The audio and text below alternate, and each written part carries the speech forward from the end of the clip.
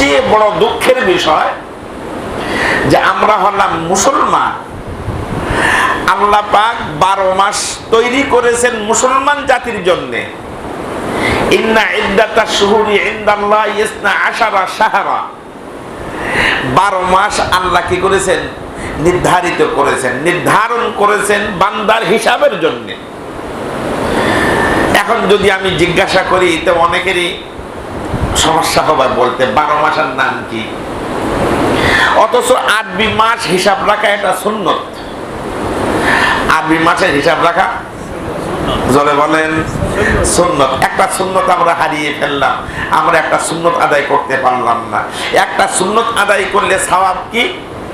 আর আমি যদি আল্লাহর রাস্তায় জিহাদ করি, আপনি যদি জিহাদ করেন, তাহলে গোলা কাটা যাবে কয়বার? শহীদ হওয়া যাবে কয়বার? জোরে বলেন। কিন্তু আমার আপনার রাসূল বলেছেন, যদি আমার কোন উম্মত একটা সুন্নত আদায় করে, ছোট্ট সুন্নত, সহজ সুন্নত, তাহলে তার আমলনামায় 100 গোলা কাটা শহীদের সওয়াব আল্লাহ লিখে দেবেন। কয়টা? আরে গোলা তো আমরা কেটে দিতে কাটার জন্য, তো শহীদ হওয়ার জন্য তো আমাদের ইচ্ছা নেই। শহীদ হওয়ার জন্য তো আমাদের ইচ্ছাই নেই। সামনে আসলে পিছন দিয়ে দিয়ে আমি আপনি সকলে ধাবার চেষ্টা করব। কিন্তু একটা সুন্নত যদি কেউ আল্লাহর সন্তুষ্টির জন্য আদায় করে, তাহলে তার আমলনামায় কতটা সওয়াব?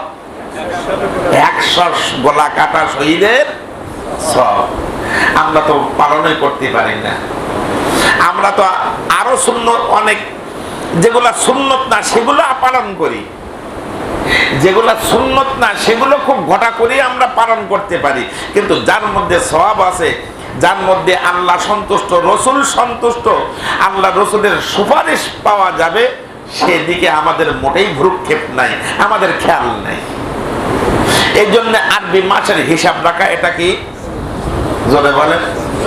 তাহলে আজকের রাখার চেষ্টা করবেন ইনশাআল্লাহ। এটা হলো মুহররম মাস।